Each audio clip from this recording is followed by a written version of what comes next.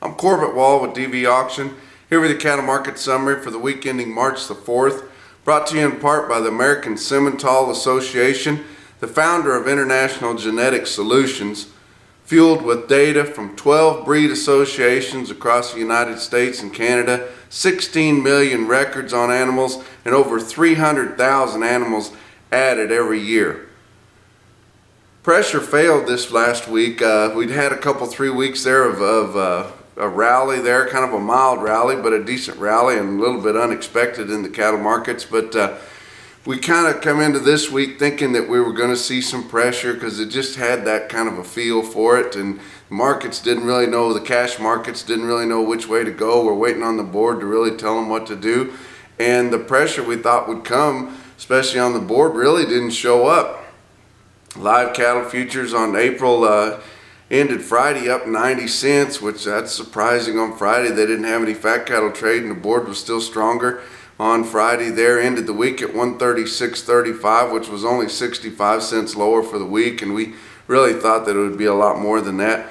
Feeder cattle on the March contract was also up 90 cents and ended the week at 158.50, which was only down 15 cents. But cattlemen have really gotten what they wanted the last month or so in aspect to the cattle board. There's not been a whole lot of volatility, and when the market does move up or down, it bounces a little bit, and there's some decent trade in there.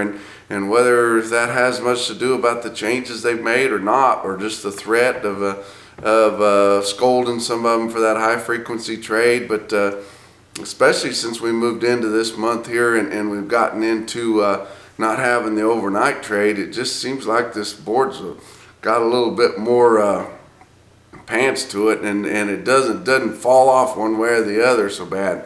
And if it does move, you know, now we're back to where maybe a dollar moves a big deal, and you're not getting those huge swings, $4.50 or whatever, and making these guys in the feedlots wanting to run out and jump off the loading chute or something. But we didn't have any fat cattle trade this week at all. And we had a big negotiated trade last week, but packers still needed cattle, and they didn't ever bid any better than steady money, and there was no reason for feedlots to take it. They're pretty well cleaned up and fairly current, and we don't have a lot of heavy supplies of market-ready cattle right now. And you wonder why the packers always want to wait so long, and they may have had some trade late Friday night or Saturday morning that we won't find out about until trade starts up again this week. But it's all strategy. These packers, if they had it their way, they really don't want anybody to know what the fat cattle market is, and that's why they only buy 21% of the cattle on a negotiated cash basis, which is really the only true market of what the fat cattle market is, and the other 80% they buy on some kind of a formula or grid where it's really hard to tell what the market is. They don't want it reported. They just as soon give as much time as they can between the time that they actually do some business and the time that they have to turn it in, so that weekend gives them a little bit of a break there.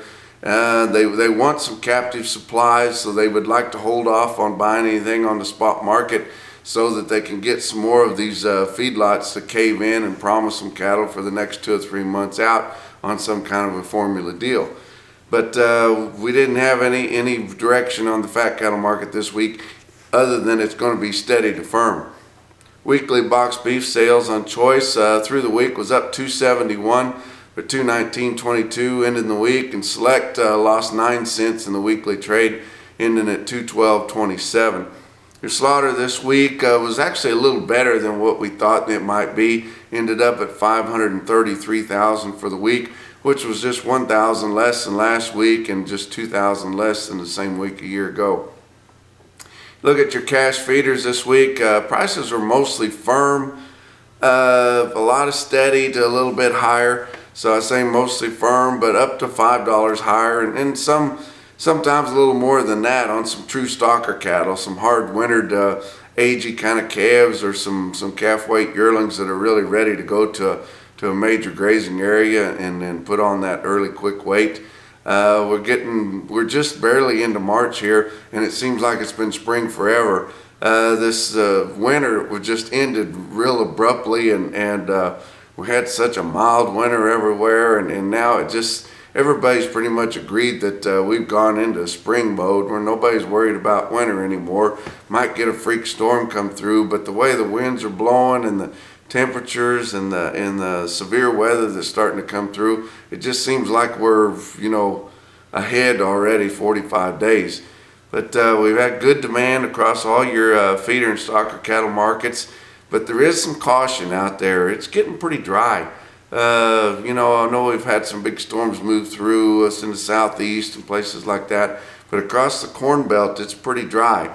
Most of your farmers in the Corn Belt have already put on their fertilizer for this year. They're waiting on a good rain to moisten things up and soften it up before they start planting, and they would really love to get that, and we haven't got it as of yet. But not much snow through the Midwest this year, and I tell you what could really spoil the party on what has come back from a big wreck last year through the latter part of the year is a dry year through the Corn Belt and some high corn.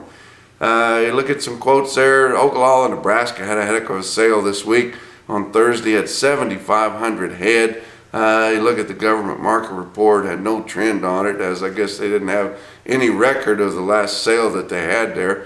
But one stick-out sale in Ogallala, they had a load of replacement heifers that weighed 734 pounds, bring 179, outsold the steers by a long way. You look at Cattle Market Central, and you see some specific quotes there at Bloomington, Wisconsin, at the Bloomington Livestock Exchange there on Friday at 3:30 in the afternoon. They had a load of 720-pound steers, bring 174. Talking about Cattle Market Central there, we're really trying to get people to start watching this real-time index, which is computed the same manner that the CME feeder cattle index is. You look at as we close the week this week, your CME cash feeder cattle index is at 158.82.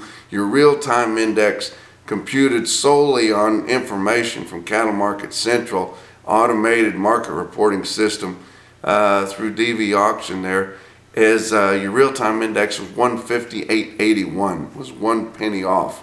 So that's pretty significant right there. And I think if you want to keep up with that CME index, you need to be logging on to Cattle Market Central.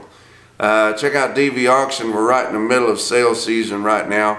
Just numerous sales every day, and those of us that are broadcasting those sales just running all over the country, trying to get all of them broadcasted and put on there and taking online bids, and you can watch those at dvauction.com. So from a home office here in Maysville, Missouri, we'll talk to you on Wednesday.